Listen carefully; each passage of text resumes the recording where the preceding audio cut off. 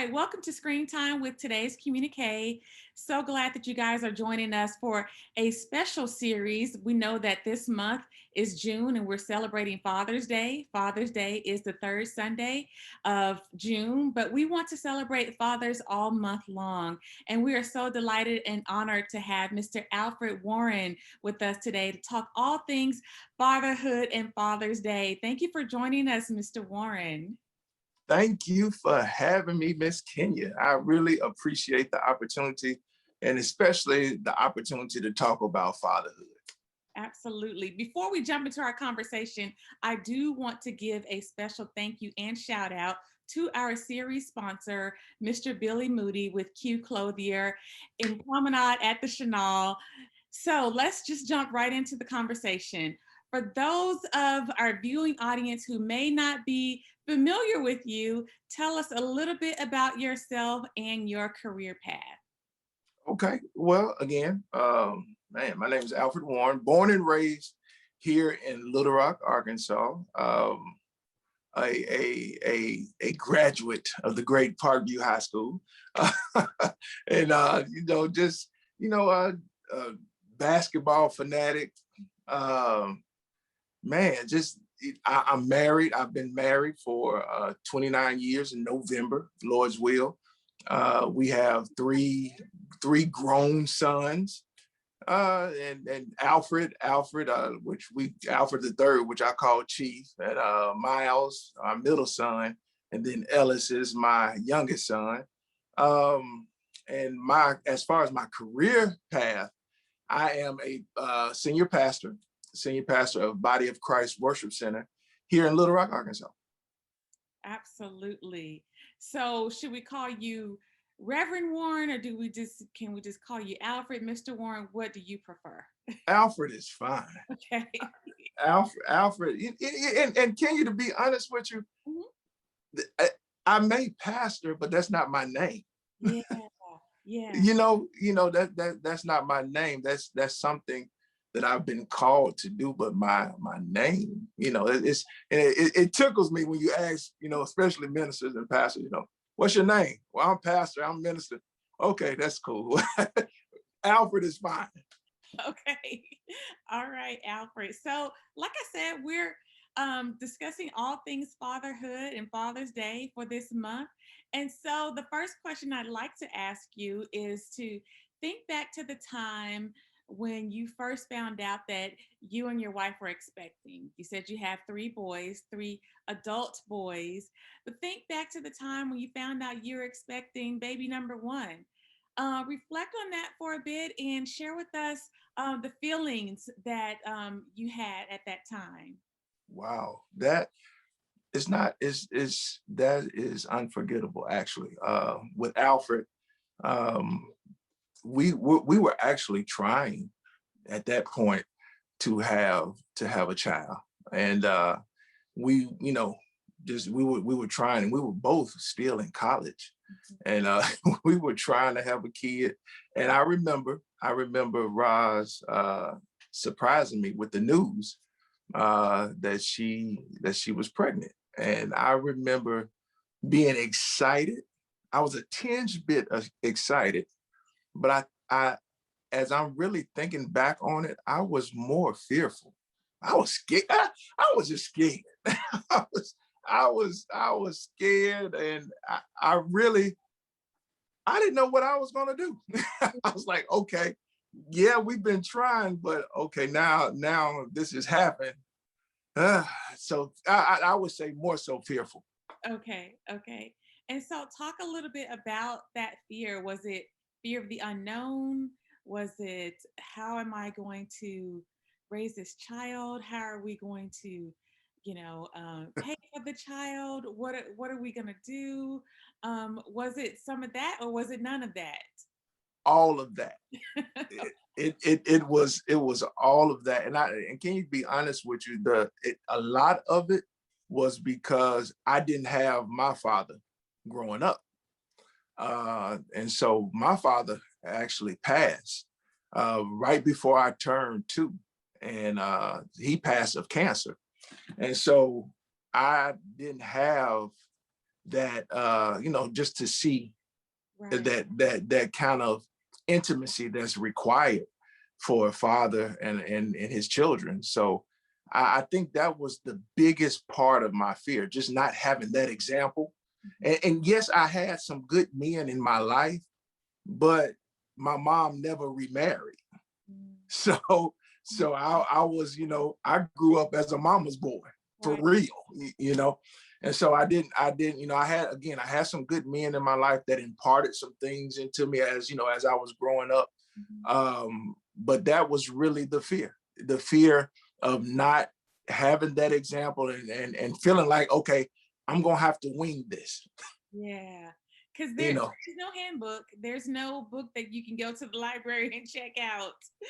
Yeah, So, yeah, and at least and well, I guess now since we're in the information age more so than we were back then, uh, there are some things that you can read now, but they really still don't prepare you, yeah. Yeah. for all that's to come. Yeah. And so when you think back, you have three adult children. Um, was there a specific activity that you think back on now and you're like, I'm so glad we went and we did that. I'm so glad the boys asked me to do this or that with them. Is there, one example that you can think of that you'd like to share? I think, yeah, that's a great question. That's man, girl, you making me think. That's you know what? It doesn't come from them. Okay. It doesn't come from them, but it actually comes from Roz, my wife. One of the things that she tells me quite often is she really appreciates me allowing her to stay home with the boys as they were going through nursery school, elementary, and most of junior high, all of junior high and most of high school. So she was a at-home mom, and she tells me all the time she appreciate um, me allowing her to do that and making that sacrifice. Yeah.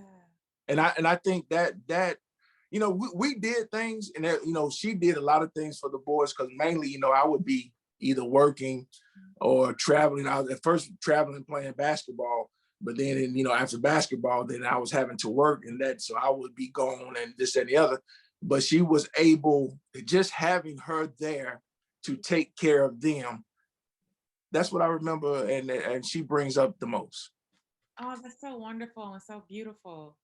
Um, and when you think about the job of being a parent, because it is indeed a job, think back to the time where I know you mentioned that you lost your dad when you were a toddler. And so think back to the time, when your mom was raising you. Was Excuse there, me. sure, was there one thing that she said or that she did with you that now as a parent, you find yourself either doing or did with your kids or saying with your kids? You're thinking to yourself, I have turned into my mother. Yeah. So can you share or reflect upon that with us for Oh yeah. Oh yeah.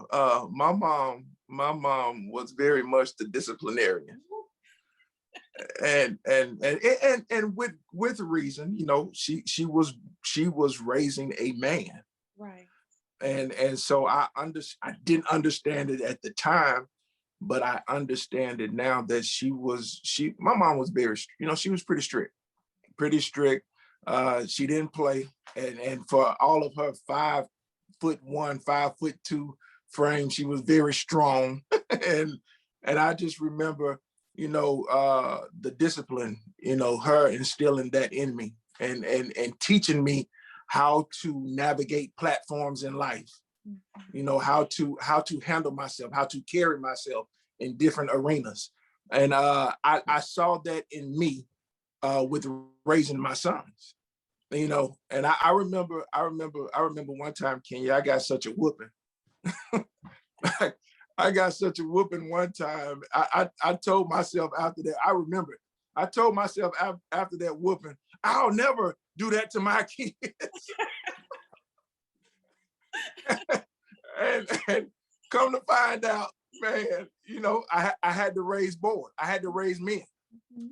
I had to raise men, so there were some times where I had to use discipline. you know, Absolutely, absolutely. yeah. And Roz is in the background talking about, yeah,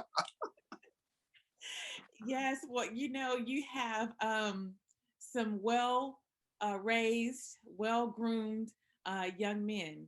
And, you and Roz are to be thanked and praised and honored for that for sure. So, to God be the glory. Yeah, to God be the glory. It's they are amazing, amazing young men. Very proud, very, very proud of them.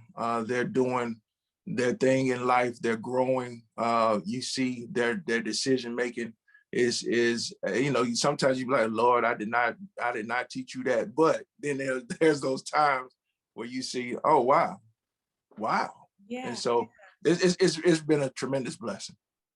So you think about when you mentioned, Lord, I didn't raise him to do this. That makes me think about another question that I like to pose to you.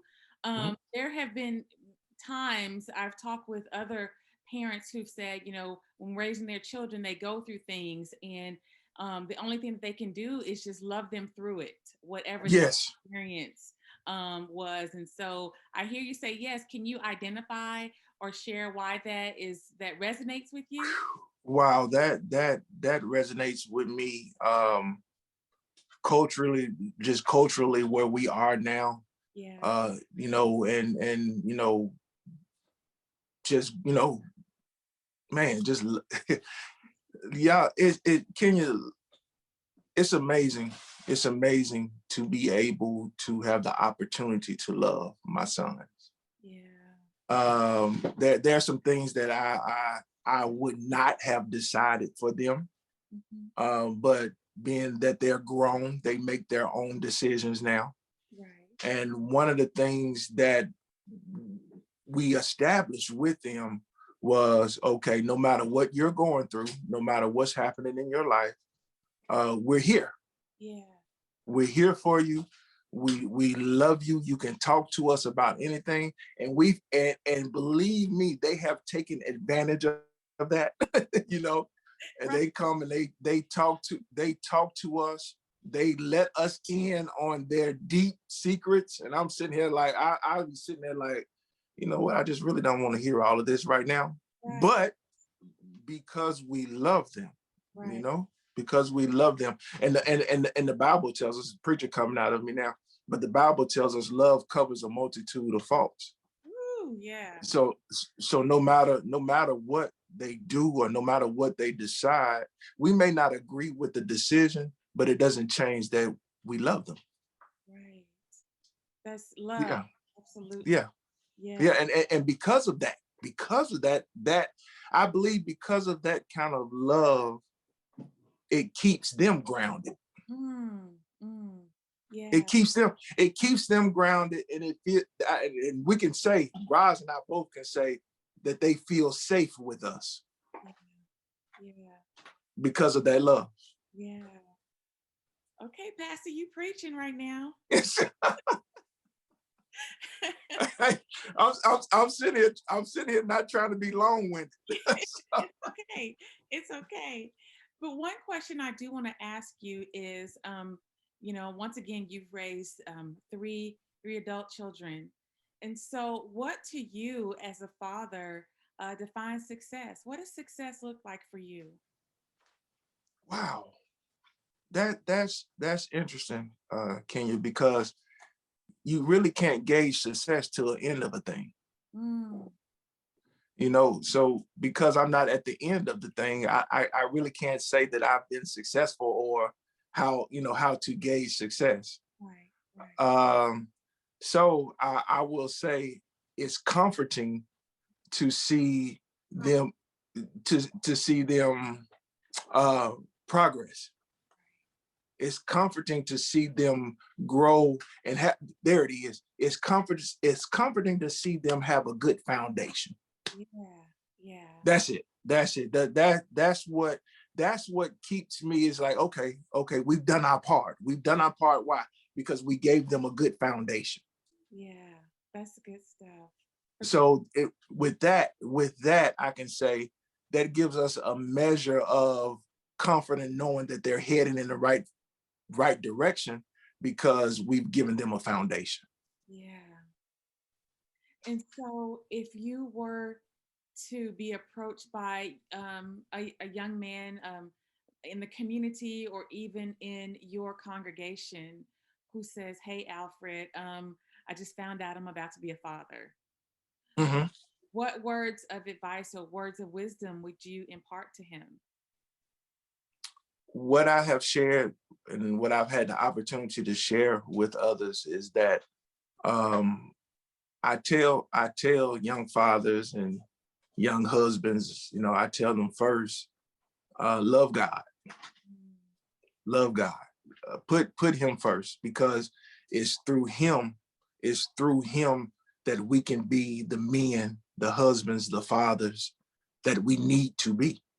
So have that relationship with God because that is what's gonna stabilize you, Mhm. And so tell them, love God. And then I tell them if they're married, I tell them, hey, love your wife, love the mother of your children, love her as Christ loved the church, Mm. and then I'll tell them if they're even if they're married or not, I've had the opportunity to share this with them. Love and nurture your kids. Mm. Love and nurture your kids. Do not leave the nurturing solely up to the woman. Oh, yeah.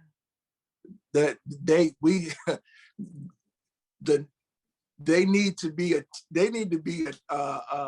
attached to your emotional side. Oh, that's a word because so often you find, out in the community, out in the media, people say it's the mother's job to love and nurture the child and not the father's job. So I'm so glad that you said that. Nah, that's actually that's why we have the issues we have now because of the lack of intimacy between the father and the children.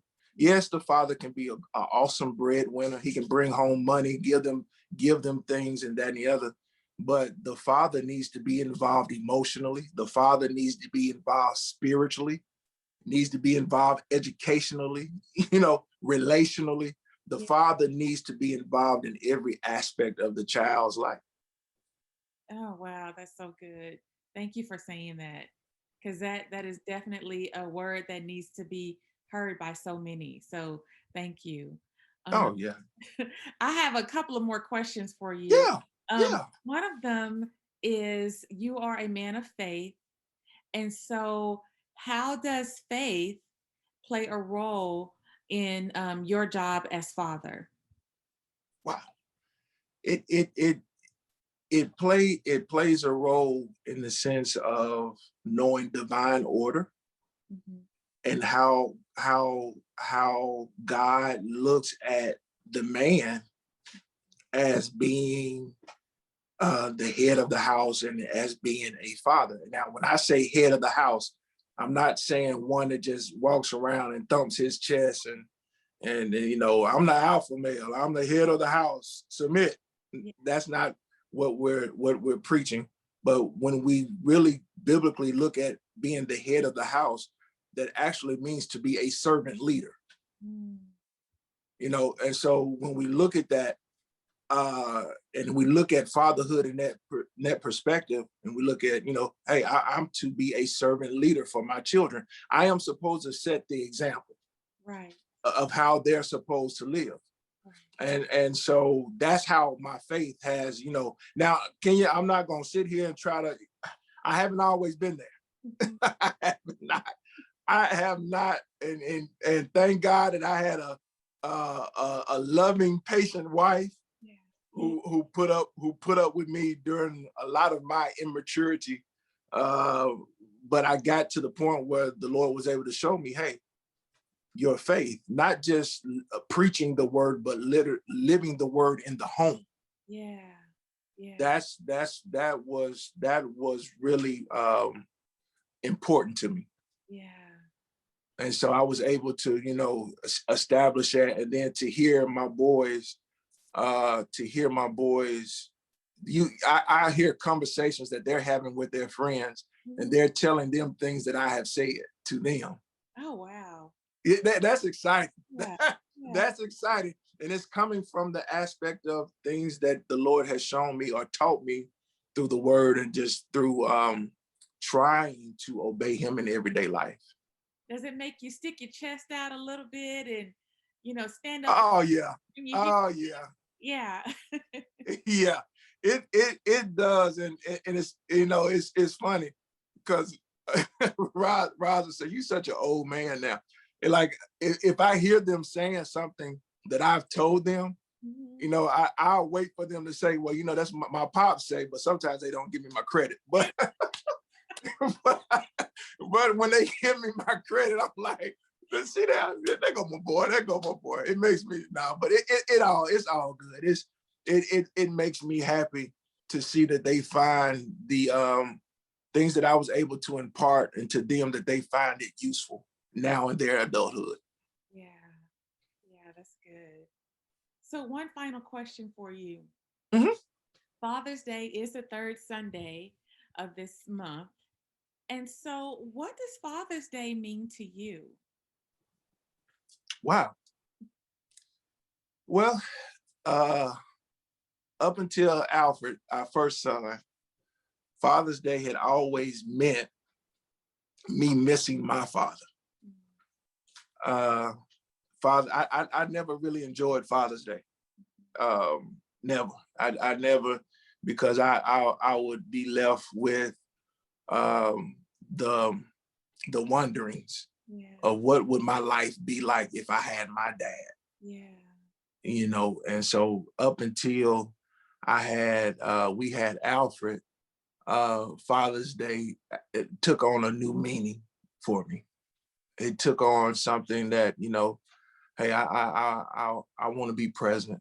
Right. I want Father's Day to really mean something to them. Yeah. Um, it took on a whole new meaning. But I just, even now, I still kind of, I won't say cringe, but I kind of, when it comes to Father's Day, just because I just didn't have that opportunity to celebrate my father. Right. Right. But now with my boys and them, having the opportunity to see them grow, see them progress in life, and see the Lord really bless them. Father's Day now, it has taken on a new meaning. Oh, that's so beautiful. It's so beautiful and so wonderful. And so, Alfred, thank you for this conversation. Yeah, With anytime. for this, Thank you for the opportunity to talk with such a beautiful host, just man, keep doing the great things that you're doing in our community. It's just a wonderful opportunity to sit here and talk with you. thank you. And on behalf of the entire community, happy Father's Day. Oh, thank you. Y'all better celebrate. That's a wrap.